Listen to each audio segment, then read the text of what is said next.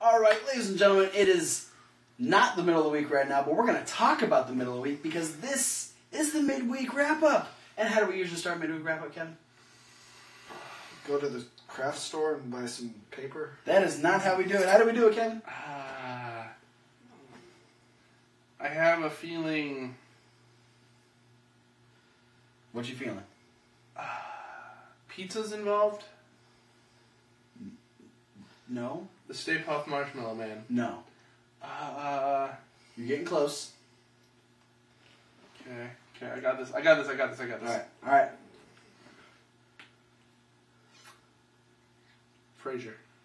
Close enough. It's Main Event. Yeah, they're both shows about that. Main Event you can only watch on Hulu right now because it's still not on the WWE Network. No? What the fuck, guys? Nope. They're still working on stuff. It's like February 17th is like the last episode.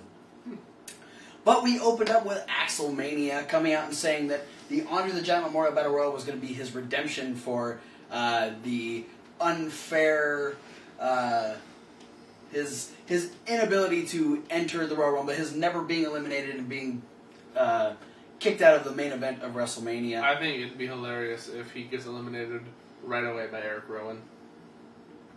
The reason why he couldn't get into the Rumble. Or maybe he just gets attacked on his way to the ring. Oh no. And we just get it again for the entire year. I don't know if I can until the Rumble. I don't know if I can handle that. I don't know. He is pretty entertaining with it. Yeah. But his whole promo would be interrupted by Jack Swagger, and these two would have the opening match of Main Event. Very solid match. Neither of these guys are really pulling out anything different. I think most guys are trying to save what they have for Mania, but I think these guys could have gone a little bit more. The end was really good, though. We had Curtis Axel coming away with the win after blocking the Swagger Bomb and then rolling up, grabbing the tights, and defeating Jack Swagger. Swagger's been on a losing streak. He needs Zeb back. He's can't win anything when he doesn't have someone in his corner. In our second match... I'm in your corner, Jack. I am a people. He'll never let go, Jack. He'll never let go. In our second match, we had Naomi taking on Alicia Fox. This was a really good match. I like these ladies put on a hell of a show. A lot of athleticism. Naomi doing the almost like Stratisfaction where she had Alicia Fox in the headlock. Yep. Got picked up, bounced off the top rope, but instead turned it in, rolled over and sunset flip. What? Yeah, that was what is crazy. That? It was fucking cool. It's the flippiest thing I've seen in WWE for a long time. And, these are two girls. Alicia Fox is a former champion. But Naomi definitely needs to have that spot here pretty soon. Both ladies did a great job. Naomi defeating Alicia Fox after hitting the rear view. Makes me wish that we were seeing Paige and AJ versus Naomi and Alicia Fox at WrestleMania. Oh yeah, yeah. That would have been awesome. Hashtag come back soon, Tamina.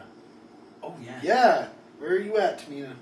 I think she's actually supposed to be coming back here pretty soon. Okay, where's she at right now? Probably right now. She's probably sleeping. Or actually, she's probably getting up right now to train at the Performance Center. Yeah. For her return. That's probably what she's doing right now. Be doing, Tamina. Then Mr. Thomas. We had the match of the fucking week. You want to talk about it? Hey, so we had Adam Rose versus Zack fucking Ryder. He was so excited when Zack Ryder came out. I'm going to make a reference that our fans won't... Every time he says that, have it go, Zack fucking Ryder on the screen. I'm about to make a reference that our fans won't get, but you two will get. I fucking turned into Cherry during a John Cena match. Yeah, that's a fair statement. I watched the match. He got wet. A little bit. Yeah. Sorry, Cherry. Yeah. Well, I'm sorry. I didn't move though. No, he was very intent on this match. Well, I mean, okay, at first I was like, okay, I want to pay attention, because Ryder matches aren't usually that long, but good stuff happens in them. Mm-hmm. But then this match just kept going and building and getting better. They got some decent time. Yeah, so I went from being like, okay, I'm going to pay attention to like, holy shit, this is a good match. Like...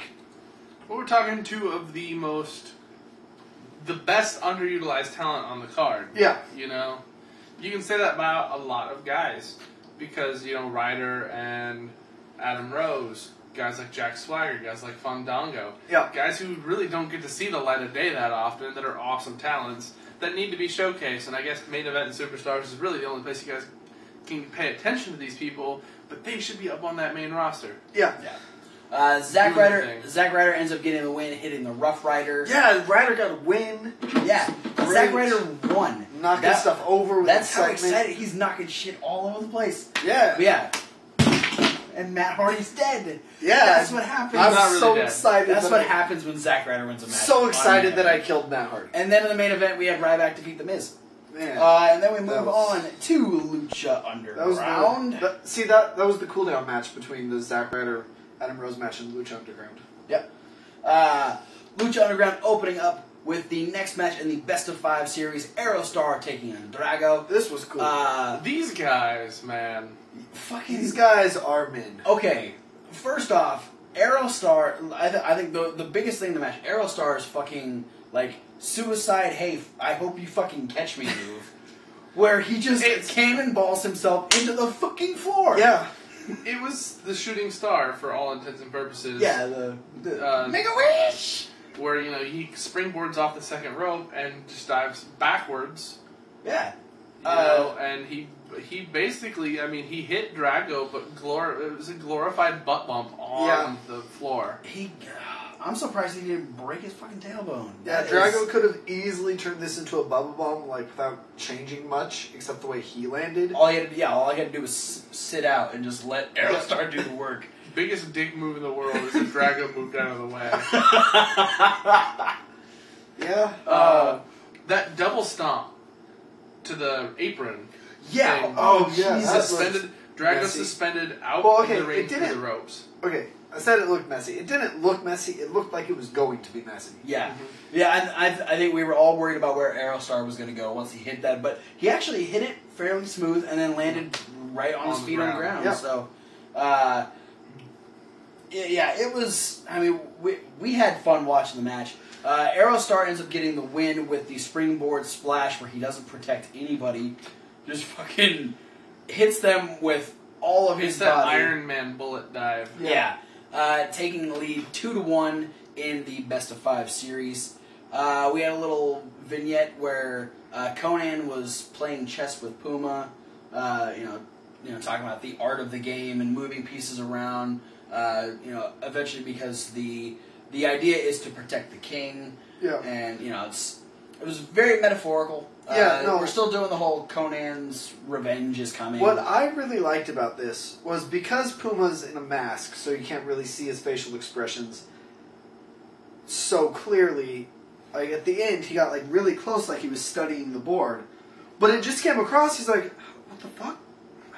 How'd you do that?" He probably was like, "Wait, we were playing a game? I wasn't even trying." He like pulls all the pieces back and like beats Conan in like 3 moves. It's I'm really interested in what this is all building towards because at this point, Conan has a plan. I'm guessing it'll play into next week because we do know that we have 2 title matches next week. We have Puma defending the Lucha Underground Championship against Cage, and we have Tejano getting a rematch for the AAA Championship against Alberto El Patron. Also, if Cage loses to Puma, he has to take the 2 pieces of the belt and put it back together. Good luck with that one. Just like Cage just has to like slam it really hard so it sticks together. That'd be impressive. He might be strong enough to pull that off, though. Maybe. I have a feeling a lot of what they're getting at is that whole time where Cage attacked Puma and Conan and, knocked him down and knocked Conan over and busted him open. It's sort of, I feel like they're getting at the fact that maybe they were luring Cage into a false sense of security. Trying to make him think that he has the upper hand. Yeah. That very well could be. Conan has been very sure of himself since he started in Lucha Underground, so we'll have to see if that Yeah, they're luring Cage into a false sense of security, and when the match starts, first thing Puma does is military press Cage. Wouldn't that be a fucking trip? Like, onto Conan, like, over the top rope, onto Conan, who catches him and, like, slams him into the post. And then tosses him from the outside back into the ring over the top rope. So they're just gonna, like, completely and utterly destroy Cage? Yeah. Alright. They're gonna play catch with him, basically. Well, speaking of destruction, we had a 3-on-1 elimination, no disqualification match. Big Rick taking on the Crew. Big Rick defeating Sexy Star last week. Yeah. Getting the option, or getting the ability to face the Crew 3-on-1. I was expecting a lot more of a fight from the Crew, but they didn't stand up. No, I liked this match a lot more than I thought I would. Yeah. Yeah, Big Rick's not the best wrestler in the world. No. Okay. But so we had fun to watch. My idea is that he's kind of what Titus O'Neil wishes he was. Yeah. I think there's a lot of people that Titus O'Neil wishes he was. We had Big Rick eliminate Bale first. I believe he was the Uranagi through the chair that didn't move. No, that was the last one. Was that? Yeah.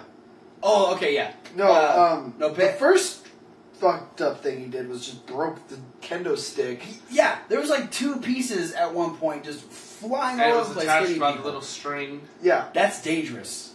You could have put your other eye out. Then you would have been Blind Fury. No relation to Blind Rage. No. Okay, yeah, I honestly can't remember how he eliminated Bale and Cortez Castro.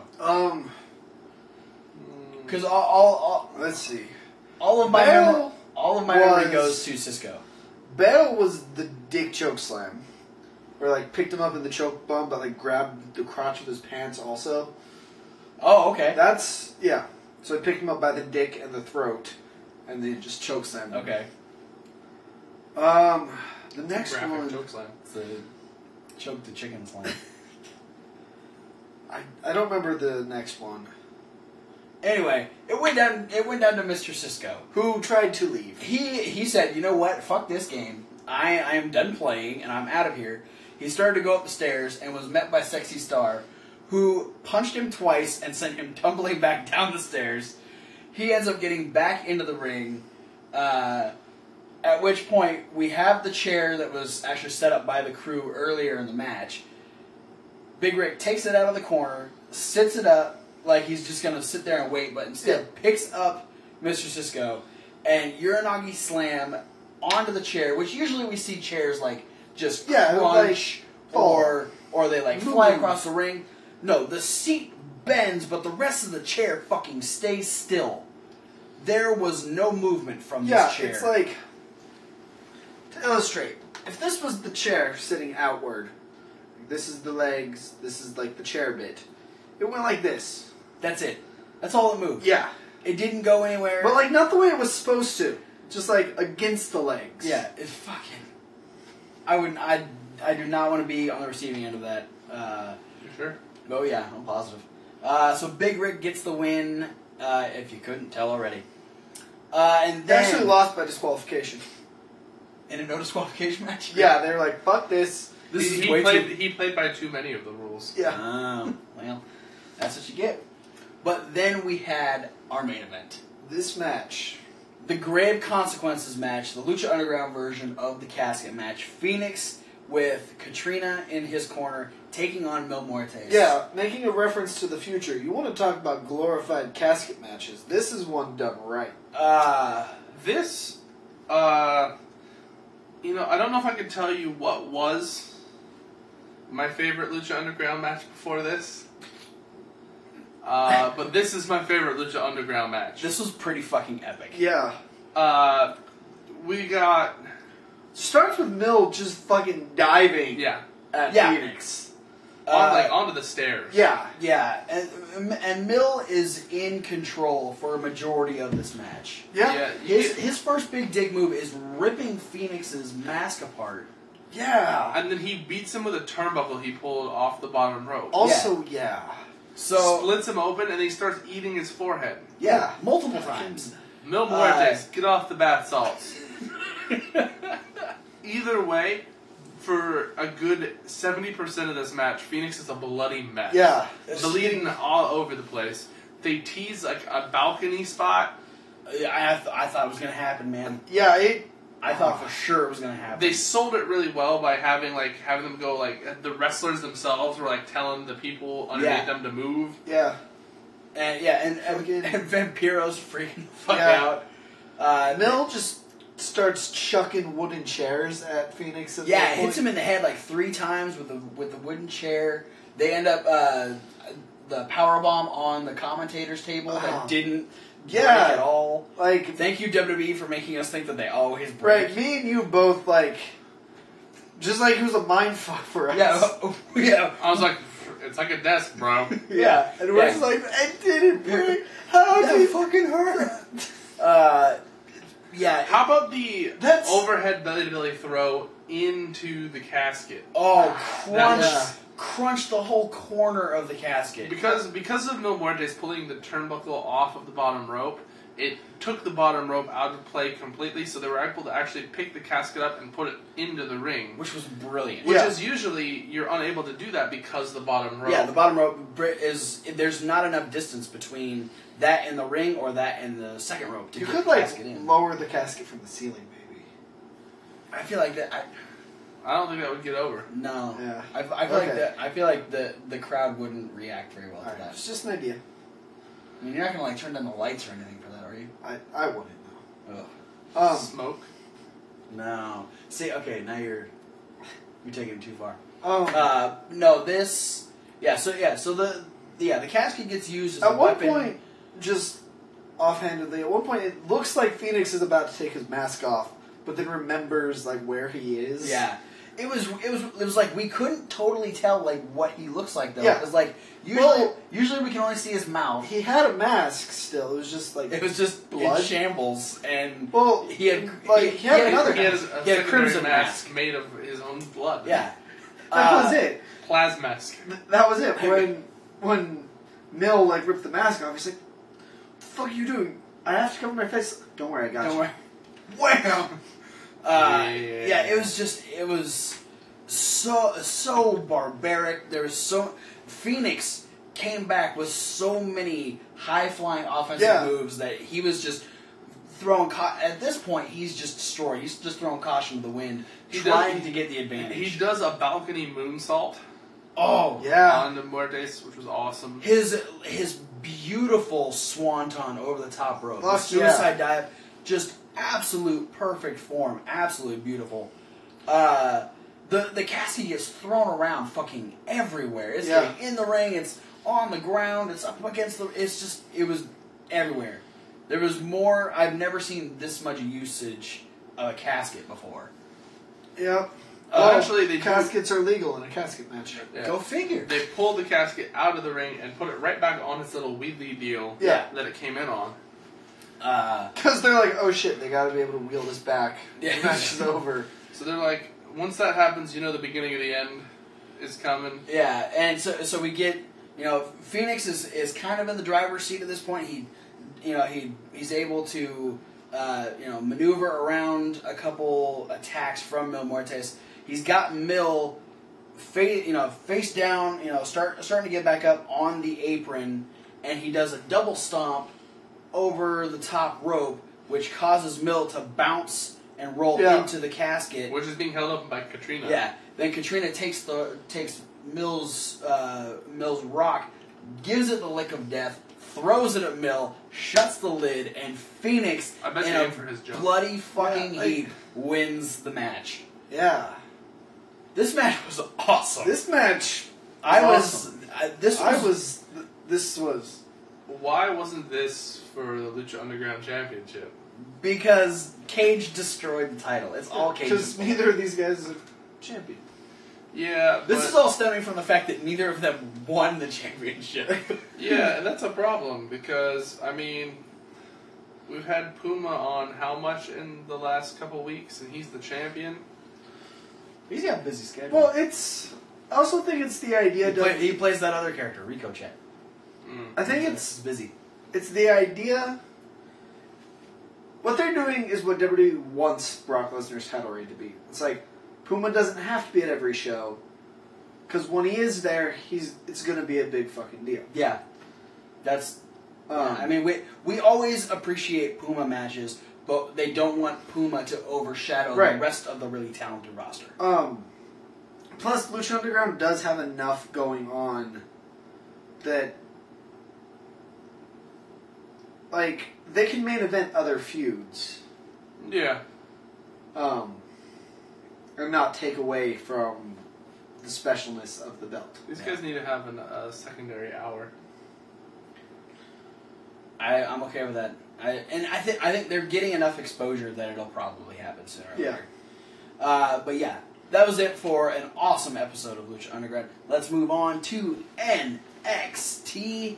And it's a special episode of NXT because this is the first NXT taping to air, not taped at Full Sail University. This was taped in Columbus, Ohio. This is taking place at the Arnold Classic. The NXT roster, along with Triple H and a few other guests, were there. We open up with Tyler Breeze taking on Kalisto. This match was cool. This was awesome. Like, it didn't make any sense as far as storyline-wise goes. It didn't matter. It didn't matter because this match was awesome. I think that's why they made this match happen. Like, let's put two small, athletic, entertaining dudes in the ring together and have them have a match. Well, it's something WWE used to do that... well, it's like a Superstars match. Well, it's... or a main event match. But it's something WWE used to even do on Raw and SmackDown, where it's like, okay, you don't really have a storyline going. We don't want you to just wrestle your opponent all the time, so you two can have a match. There you go. Or like, these two guys don't have really a feud going on, let's put them in a match. Or, just whatever. We don't want this feud to get stale, let's put them in this other match. Yeah, and it worked out perfect for that exact reason was because we don't have a storyline for Kalisto because the Lucha Dragons are officially out of the running for the tag team titles. But we have Tyler Breeze, who's had an ongoing feud with Hideo Itami. Yeah. Tyler Breeze ends up picking up the win over Kalisto after reversing the Selena del Sol and hitting the beauty shot. Yeah. Fucking awesome finish. I love the springboard. His, crawl thing. Into that, which we marked the fuck out for when he did Sami Zayn. But no, when he went for the, flip into the springboard and Breeze just fucking supermodel kicked him while he was upside down. Yeah, didn't give a fuck. Yeah, I mean, I'm... When you're that pretty, you don't have to. Yeah. The crowd was so pro Breeze. Like, there was some Lucha chants when he did some good moves, but it was mostly for Breeze. Yeah. We had a little backstage segment where Finn Balor told Alex Riley to not overlook Kevin Owens. Watch the fuck out. Because you're gonna die. He made it very apparent that the last time we saw Adrian Neville and Sami Zayn was when they fought Kevin Owens. We haven't seen them since. Yeah. So Alex Riley needs to make sure he's focused. Needs to watch the fuck out. And then we had Wesley Blake of Team Thick, one half of the Tag Team Champions, taking on Big Cass, one half of the Challengers, the number one contenders coming up here. Absolutely. In a one-on-one match with their partners, respectively, in their corners. And Carmella getting booed. Yeah. Yeah. We want blue pants chant. Yep. Rad, I want blue pants. Everybody wants blue pants. I have some blue pants. Do you think they wanted to see blue pants, or did they just all wanted free blue pants for showing up? Yes. What do you say? No, all of the above. This was a good match. But solid. It was physical. But as always with Enzo and Cass, more notably was their fucking great mic work before the match. Yeah, they made it with the right deal of putting Cass in the match. Cass is a lot stronger in the ring than Enzo is. So it was a good idea to make it happen that way. Yeah. I was slightly disappointed it was Blake. I really, really like Murphy. You wanted the Australian kid? Yeah, I want Murphy and Cass to do this. I want them to tango one-on-one, mano-y-mano, putting their dukes up. I'm sure we'll see that, and I'm excited for it. I think next show they have will probably be the other two going 1-on-1. Yeah, that seems to be the way they go about these tag team challenges. So we're going to see Enzo versus Murphy. Yeah. We got to look at the brand new NXT diva Dana Brooke. Yeah. She was actually one of the contestants Super muscly at the Arnold Classic. I'm excited for that. I'm really hoping for very Beth Phoenix-esque. Yeah. But we'll have to wait and see. Yeah, we need a new super muscly chick, so... Not to say anything other than the bare minimum here, but she does debut during the next set of tapings. Alright, well, we'll have to wait and see. So in the next few weeks, you'll see the new diva. See her and all of her muscles. Speaking of divas, we had Alexa Bliss finally get her hands on Sasha Banks. Tangent real quick. I've always wanted to see, like, a really ripped wrestler, male or female, do a submission where they just, like, grab their opponent's head in their arm and flex. That should have been the master lock. I'm going to crush you with my bicep. Yeah. Okay. Yes. Back to divas. We had Alexa Bliss finally get her hands on Sasha Banks. Yeah. This was pretty cool. She's been wanting to get at Sasha Banks since Sasha Banks broke her nose. I think we're all in agreement. This isn't as much as we wanted, but it was a solid way to start building this feud. And we got Alexa Bliss in her hometown. Yes. Hometown girl. Neato. We got to take into consideration Alexa Bliss is still new compared to some of the other women on NXT. Yeah. Also, like, with Charlotte and fucking just everyone, all the women of NXT, like, the bar has been set so high that we expect so much out of them.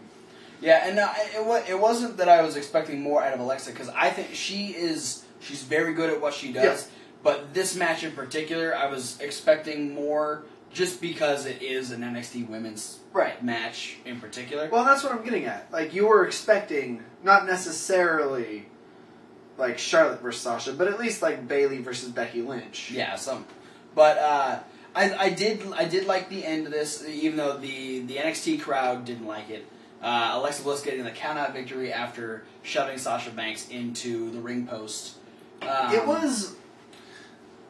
To me, it was a count-out victory that was still kind of earned.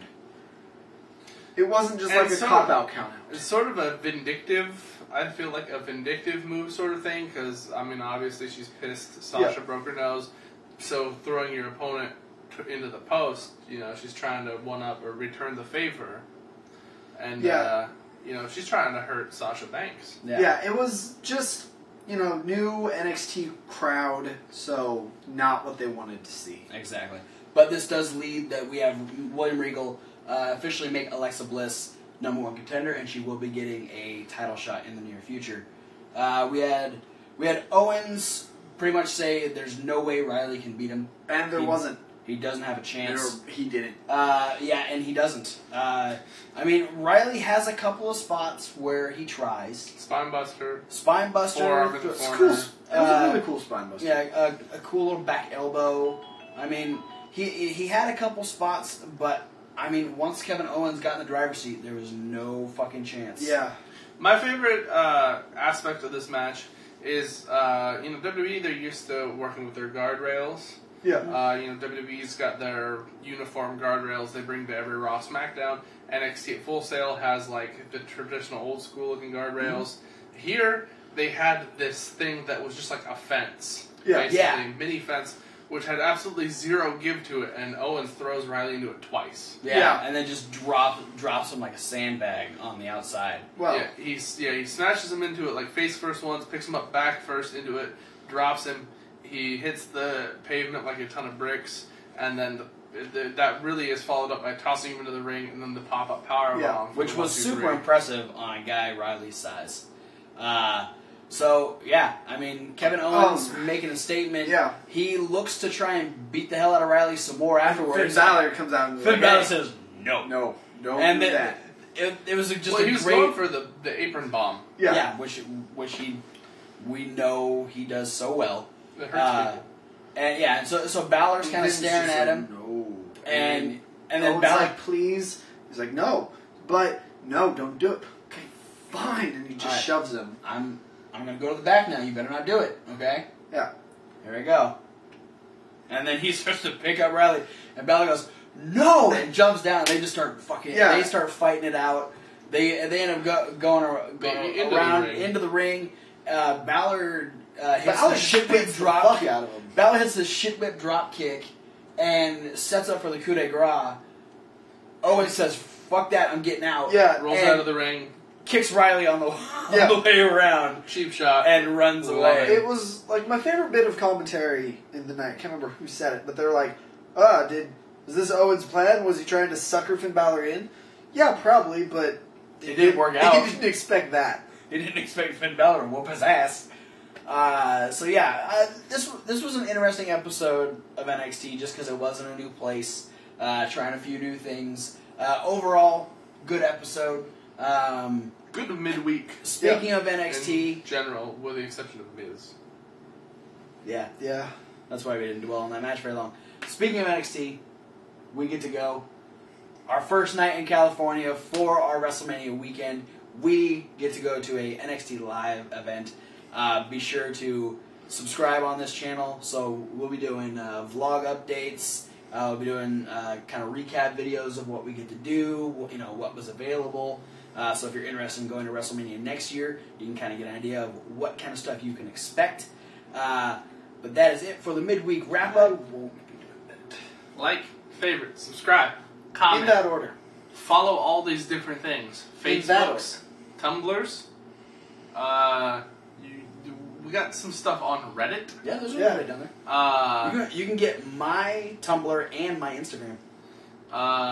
Emails. We have a general email account. fanstockWrestling@gmail.com. And a personal email. And I have a personal someone. email account, Kevin_Hawk636@hotmail.com. That's how old this is. Hotmail was still a big deal when I created this address. So send an email to a freaking vintage email. I'll respond. Do it. I promise. We will. I promise. He checks it every day. He wants messages. I do. I don't want just spam and coupons. Spam. Spice Tam. That's what spam stands for. Any coupons for spam? No. Damn it. Unfortunate. Thanks for watching the midweek wrap up. Be sure to check out all the other videos over in the playlist and enjoy them. Stay tuned. News is next. What?